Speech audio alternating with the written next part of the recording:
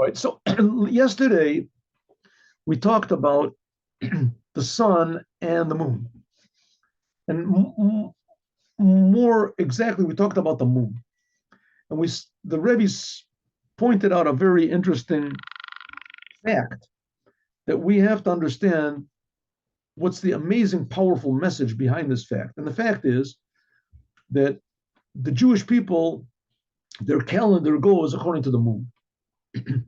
It goes according to the moon. And every month begins when at the first sliver of the moon. And every month ends when the moon is gone. There's no more moon. So if we go according to the moon, and then it ends up that once every 3 years, we have to make an adjustment so that the moon and the sun will be synchronized, because the holidays of Judaism, they go according to the seasons of the year, which that's the sun. But on the other hand, the dates of the holidays, they go according to the moon. So we have to make the dates, for especially the 15th day of Nisan is always in the middle of spring, of the Aviv. So it has to be in the... Okay, so, but the Rebbe pointed out something very interesting, and that is the Jewish people are not only, they count according to the moon, but they're also compared to the moon. The Jewish people are compared to the moon. And one of the ways they're compared to the moon is that they illuminate the darkness, and also that they wax and wane. The connection of the Jewish people, the identity of the Jewish people, the power of the Jewish people to do what they're supposed to in the world and educate the world, sometimes it's more, sometimes it's less. So especially now in the time of exile, we can say that the moon is less. That is it. Okay, so we see that in Judaism, that the moon gets bigger and smaller, and the Jewish people count according to the moon. But interestingly enough, when the moon gets smaller, which is from the middle of the month on, right, the moon gets bigger and bigger until the middle of the month, and then it gets smaller. But the dates continue to increase. So the moon decreases, and the dates of the month increase. So when the moon is full, it's the 15th. Then the moon starts getting smaller. You thought it would go back down to the 14th, maybe 14b, and then we get smaller and smaller and smaller. There's the date, the number of the date should be according to the size of the moon. If we count according to the moon, and the Jewish people, the whole thing is to shine to the world. So therefore, we're talking about Jewish months. The Jewish months should be, the first, second, third day, the 15th day of the month, and then goes back down. 14th, we can say maybe 14A, 13A, but whatever. So we know it's the last. But it doesn't. It gets bigger. So why does it get bigger? So the Rebbe says, because really the second part of the month, something is getting bigger on the moon. Not the revelation of the moon, but so to speak, the moon itself. Up to the 15th, we see how the moon is shining. That's a wonderful thing, the moon is shining. But in a way, that sort of cuts out the moon itself. We're seeing how the sun shines, is reflected from the moon. But in the last part, we see the moon itself. And that's sort of really what we're counting. And now let's see how this goes.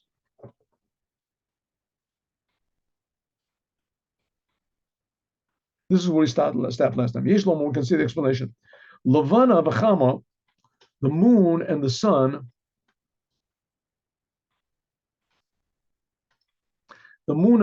they are the receiver and the giver.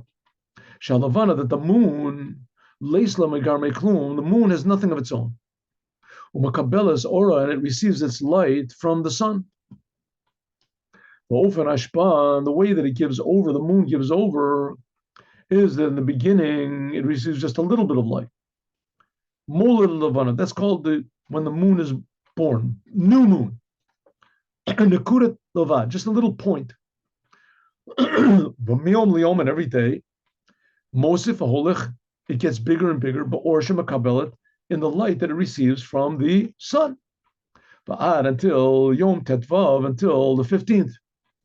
The 15th day of the month, shenitmale diska shel levana, then the sphere of the moon is full. Then it's called kaima sior. This is Aramaic. The moon stands b'ashlemuta, complete.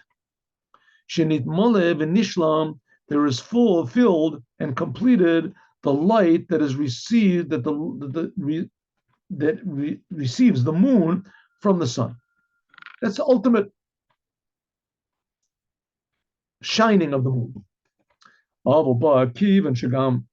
since that also when the moon is full, Minishlam or Lavana, and the light of the sun, of the moon, is full, Harihu Adayan, Makabel, but it still is receiving.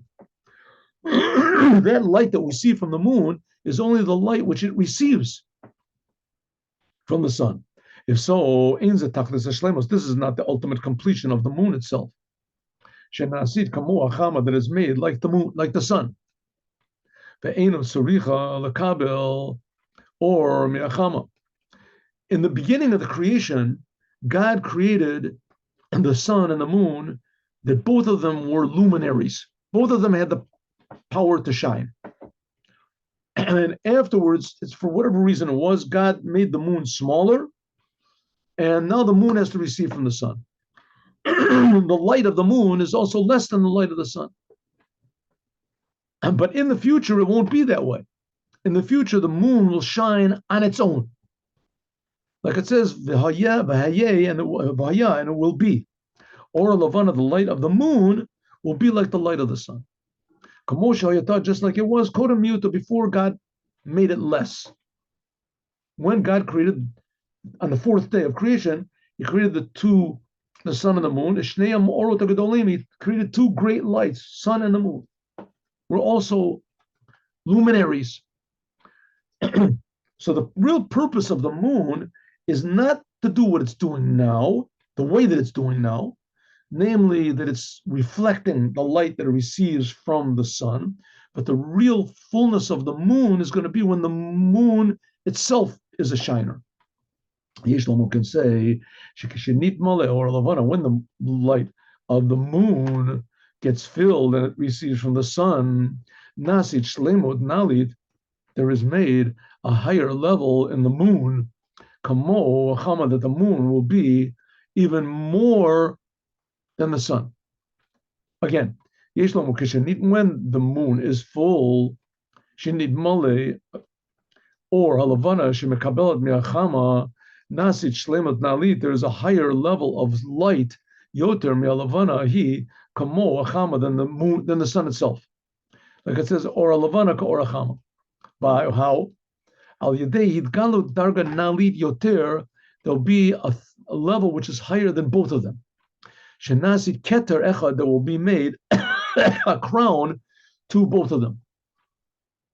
So in the future, how is it going to be that the moon is going to be shining like the sun? How? In order to do that, there has to be something that's going to convert it. It's going to convert the moon from what it is now to be a luminary like the sun. Anything that can do that obviously must be somehow or other higher than both the sun and the moon itself. It has the ability to make the sun shine and to make the moon shine equally.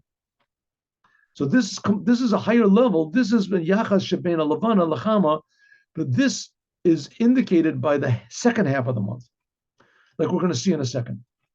The explanation. Siba tashino, the difference between the first half of the month, that from day to day, the light gets bigger, to the second half of the month, that every day the light gets smaller, is because where the moon is facing. The first half of the month, the moon is mitracheket alavana miachama. The moon, so to speak, turns its face from the sun. And the more that it distances itself from the sun, the light becomes more and more. But in the second part of the month, it comes closer to the sun. The closer that the moon comes from the sun, so the sun is shining on that part of the moon. And what do we see? We see mitkareves yoter, the more it comes closer to the sun, so therefore the light that comes to us is less and less. And Talmud, the reason is, Lefisha Yachas, because the relationship between the sun, which is the giver, the mashpia, and the makabel and the receiver, the moon, is in a way that when the receiver is near to the giver, then the receiver cannot give over its light. For instance, a person, when you're learning something, you can't teach it. At the time when you're learning, at the time when you're reading a book, you're reading it, you can't give anything over. Right? You're reading a book, you're deep into this, you're trying to understand nuclear physics or whatever you're trying to understand, and someone says, "Hey, can you talk to me?" I can't talk to, I can't. But you're reading a book about nuclear physics. That's exactly what I want to ask. I can't. Ask me in a minute. Ask me, because while you're receiving, you can't give over. Is it such a way that what?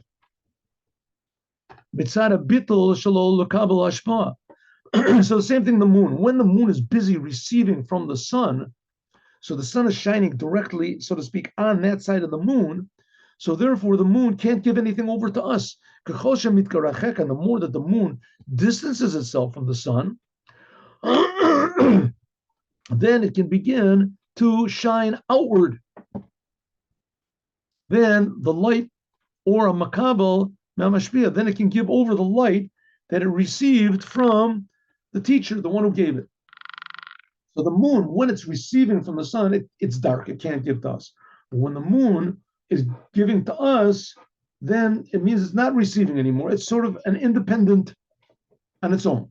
The Ishlomar. So in other words, Shakira Lavana, that the moon, when it comes close to the sun, in the second half of the month, when the moon's not shining to us, Lorak Letzorech Itzchadjas, it's not only doing it to renew the unity between the sun and the moon, Mashpia Makabel, Be'amoled Be'achodesh Achrezeh, in order to give birth to the next month. It's receiving. In other words, what's the second half of the month the moon doing? It's receiving from the sun. So maybe it's just receiving from the sun in order to give over to the coming month, like a pupil receives from the teacher in order to give over to others. We say not only that, because it gets the moon, therefore is becoming less and less every day, because it's surrendering itself, it's receiving more and more blessing from the sun. Therefore, it gets less and less to us. Like it says, Ki yipoked Moshiach, Kadesh yochel lakabel, in order that, but it's not just receiving from the sun in order that it can give more. It's like you put your car in the gas station, you fill up gas. When you're filling up gas, you can't travel. You're busy receiving, so you can't give over. So maybe the second half of the month is when the moon is receiving, therefore it can't give over. And the reason it's receiving is in order to give over for the next month, says the Rebbe. No, that's true. But also, it's receiving in order to give a higher revelation next month, the Nifkarata. Oh, so here we're saying like this. There are stories in the Talmud also about people that died and they came back to life. And the people asked them, what did you see when you were there? And then they started revealing all sorts of secrets and things like that. In other words, the reason that they were neutralized from this world, it says, by the way, Yitzchak is like that. It says that Yitzchak spent 3 years in heaven by the time of the Akedah. 3 years, 2 years in heaven. And this, it wasn't just in order to renew the batteries, to fill up the tank so we could continue in the same way as before, but it was in order to come to a whole new level of giving over. This is a thing on its own that's relevant, especially to the month which is after that. But that's that thing of filling up in order to continue the work. That's relevant to the next month. But here we're talking about getting closer to the essence, which is above both. That's what we said, that in the future, this is the one crown, and this is the crown of God, this level which is going to make the moon and the sun equal. Shahakiruv Ladargazu, this is miut or. And so the second half of the month, when the moon is getting smaller and smaller, really it's receiving a whole new type of light from the sun. So therefore, in the second half of the month, we see the moon itself. You can't see it, it's dark, it's too high. But it's a revelation of light from the essence, that the essence is now concealed. But this revelation of it is rakha, or just a little ray of it can be revealed. Therefore, when the light of the moon gets less and less, this shows that really every day is increasing the closeness of the moon to its essence, which is above the light, which is above the sun. So we're getting a little glimpse in the second half of the month, we're getting a little glimpse of the essence of the moon that is going to shine even more than the sun in the future. By means of this, the moon becomes like the sun until even the crown, there's one crown for both of them that increases light of both of them. Or in a deeper way, the general principle that an essence is concealed and light is revealed is in regard to others. That since that other people cannot receive the light of the moon, and they can, because it's too close to the essence, so therefore the essence is revealed, but others can't receive it. People can only receive a little tiny bit of this light. And therefore, therefore, the light of the moon is called light. And the essence of the moon is called concealment, darkness. Although to the essence, this is exactly the opposite. That the ray of it is darkness regarding the light, which is light. Maybe let me give you an example. A simple example, which is maybe not okay, accurate example. I'll give you two examples. The kids, there's a high school, and the kids, the top of the class, the most intelligent kids, the kids have the best IQ, genius kids. So they say, okay, kids, now, tomorrow, next week, we're going to have a big gift. Albert Einstein is going to come and visit. Nobody understands Albert Einstein. It's just totally, right? I looked at some of his books. I don't understand anything. Look at the books. I don't understand. But these kids are into physics. They want to understand. So Albert Einstein comes and he gives a lecture, and no one understands anything. But they're all tremendously happy. Why? Because this person that he has this tremendous knowledge, and we know he's got it, it's just too high for us. We just can't. But he himself is here. He himself, the source of this tremendous wisdom that nobody else knows. I'm just giving an example. I don't know if you nobody else, but he's here. Himself is here. Here, look. I have he signed a piece of paper. He signed a signature here. My best wishes, Albert Einstein. So it's like above understanding. I just don't understand it. But the essence is here. The source is here. Oh, that's a real revelation. That's a real revelation. If you just read his books, anybody can read his books. But here we got the thing itself. That's sort of an example. I don't know if it's a good example. That's maybe a better example. This is the one example I wanted to bring. And that's the Lubavitcher Rebbe. Lubavitcher Rebbe, here he's talking about these things, amazing things. So we read these things, and it's really impressive. It's really very impressive, these things. Impressive, talking about the essence of God and the revelation is concealed. And I mean, obviously the Rebbe knows about these things, right? So we can read, we understand that there is such a thing, that the essence is so high that it can't be revealed. But so the revelation of the essence is concealed. So we understand it. But what if the Lubavitcher Rebbe himself was there? I remember when I used to go to the Farbrengens of the Rebbe when I first became religious. And I went there for like 4 years straight. I never understood anything, nothing. And I stayed there from the beginning to the end, and I was never bored one instant. Never bored one instant. Why not? I don't know. I have no explanation to it. The songs were very nice. When they started singing, usually I was so tired, that's when I would sort of go to sleep. But when the Rebbe would speak, very vaguely, rarely, he drowsed off a little bit. Because somehow or other, the fact that the Rebbe was there, this is the revelation of all this concealment, and it had a definite effect, but it was an effect that we talked about before, a makif, a surrounding In fact, but you knew it was true. Says the Rebbe, that's the same thing the Jewish people. Every single Jew is the son of God. Every Jew. What does it mean? I don't know. But it's true. And everybody knows it's true. Everyone knows it's true. They know it's true unconsciously, subconsciously, subconsciously, unsubconsciously, but they know it. It's there. And that's the essence. That's what the essence is. It says to reveal this essence of what a Jew is, that's when you do Torah, you do the commandments, you really don't know what you're doing. You don't know what you're doing. The Torah commandments, they come from God. This is God himself right now. You understand what you're doing. I understand what you're doing. This Friday, I was putting tefillin on people. I go to the marketplace. Oh, it was really something this Friday. Anyway, so some people came and they sort of made fun of me, but it's not really making fun. They just sort of, there's a lot of these like leftist, Israelis, but they're really nice people. A lot of them are really nice people. And they just don't like the whole religious idea, and they don't like religious people either because they're separate. Okay, so anyway, so I asked some guy, we don't want to put on tefillin, and this fellow passed by me, and he said, and I said, we want to put on tefillin, and the person said, no, I don't want to. So the fellow passed by me, and he said, they don't understand. I saw he was being cynical. They don't understand. So he said, like with a smile on his face, like they don't understand, in sort of a way like to say that, you do your thing, but the fact of the matter. So I said, the fact of the matter is I don't understand either.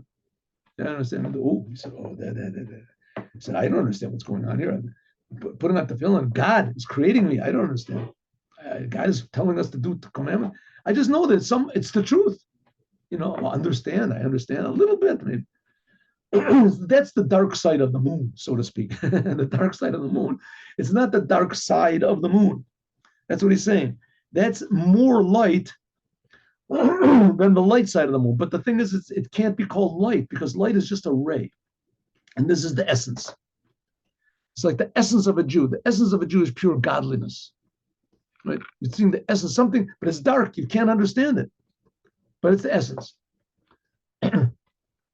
Moving from this, we can understand that the necessity of making less light in the second half of the month in order to become closer to the essence is not Ella kol zaman, not just all the time, that it remains in a state of a metzius b'fnei atzmo, a separate thing in itself, shines to others, she'einu yochel lakabel at the etzem, that people can't receive this essence, that is just such a tremendous light that that I can't receive it. But when the giver, in this case, let's say the pupil, unites with the mashpia, with the teacher, when the moon unites with the sun, or more exactly, the moon and the sun both unite with their source, that therefore the moon itself can be like the sun and give over, that there's no comparison, there's no difference between the giver and the receiver. Shneim shavim, both of them will be equal. It says that the light of the moon will be the light of the sun. Then the essence will be revealed. Let me just say if this world is being created by God, it's being created every single instant by God. And this world has a tremendously high purpose to it. This purpose is not revealed now. But when the purpose is revealed, it'll be revealed that the world is being created for and by this purpose. So, and everything in the world, the most seemingly insignificant things in the world, every stone and every tree and every rock and every wall and every this, it's all being created by God every single instant. So the world itself will cry out godliness. That's like the moon being as powerful as the sun. The moon, which is a receiver, like now the world receives life from God, suddenly we realize that the godliness which is creating the world, so to speak, is shouting out on its own. The world will be itself expressing godliness, just like God expresses godliness. Like at Mount Sinai, everybody heard the voices coming from all sides, but they couldn't take it. In the future, it'll be like that all the time. What's going to be? A happy world. We'll feel that the world is a really happy, wonderful place. Every second is new. That's what it means, the fountain of eternal youth. It will feel brand new all the time. So it means the essence will be revealed. 1 second. Oh no, I skipped them. Oh, okay, yeah. But and Shiloh, and therefore, so what are we saying? The second half of the month, even though that the light is getting less and less, but the light is getting the light. That's just what it receives from the sun. But the moon in itself shining out, that's in the second half of the month. It's just that what it shines, we can't accept. It's shining from the level which is from the essence.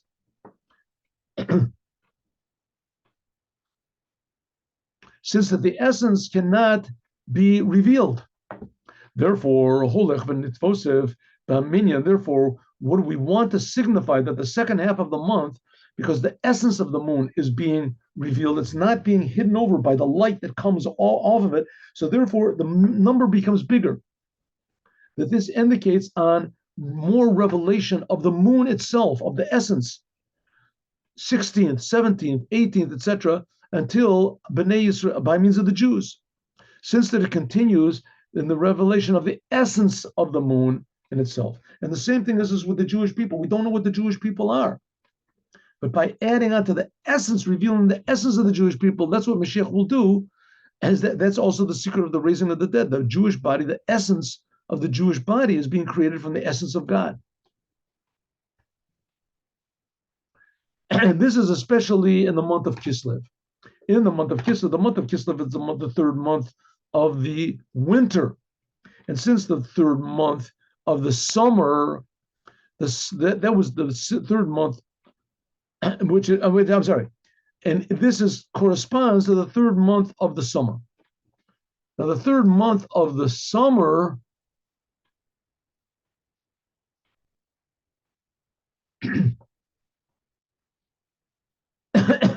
I'm sorry. Kislev is the third month of the winter. We count from Tishrei.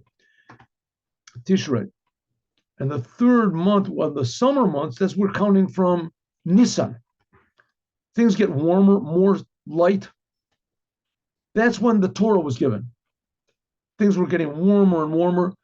The revealed Torah, the third month, that's when the revealed Torah was given on Mount Sinai.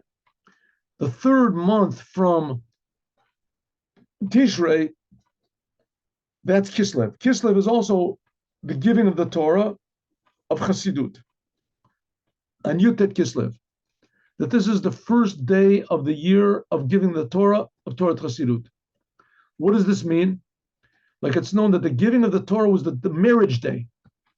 When God gave the Torah, he got married to the Jewish people. Asher Hatchala, that the beginning of this was in a way that God was the giver, he was the groom, and the Jewish people, they were the bride, they were the receiver. But the ultimate purpose of that, this is on Sivan, the summer months. God gives and we receive. But that's not the purpose. The purpose is that God and the Jewish people will become one. And then the Jewish people will not need any more, so to speak, to receive from God. Why? Because Kivan Shemidgale, that revealed that the Jews and God are totally one. That is hinted at on the third month, Kislev. That's what Kislev teaches us, Chassidut. Since that the third month indicates on the joining of two opposites together to become one unit. According to this, now we can say that when the moon is full on the 14th and the 15th of the month of the third month, when the Torah was given, whether the revealed Torah or Chassidut, the Torah of Chassidut, this is namely the marriage day. This is the ultimate completion of God and the Jewish people. Especially in Kislev, when that's working from below to above, especially the month of Kislev, which is working from below to above, third month from Tishrei, working up to serve God. Then the third month is a marriage month. And then that signifies, though, when the not just that we're the receivers, but we are equal. The light of the moon is equal to the light of the sun. We reveal what it means that we are Jewish people are the sons of God. What it means that we make the Torah shine into the world, just like God made it shine into the world. That the moon, which is the Jewish people, they don't need, so to speak, to receive from God the sun, because the Jewish people themselves will be illuminators. That's the idea that the Jewish people, that Yisrael and God will be totally one. That's the whole idea of Chassidut, to show how amazingly unique, high, holy the Jewish people are. And as incomprehensible as what God is, so it'll be the Jewish people. Now, the Jewish people won't be able to create the world. The Jewish people didn't take the Jewish people out of Egypt, right? But it means that the Jewish people will have the ability to reveal godliness just like God did, something like the Holy Temple, something like in the Holy of Holies.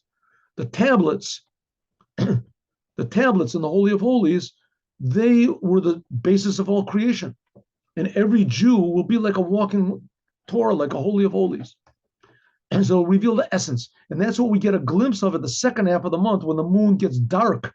Moon gets dark, the light doesn't come from the sun, but the moon itself is there. It's just so intense that we can't get it. We can't get the light, so that it looks like to us to be dark. And that's what Torah Chassidut talks about, and that's the month of Kislev, and that we'll continue talking about, God willing, tomorrow. And now we have Yom Yom.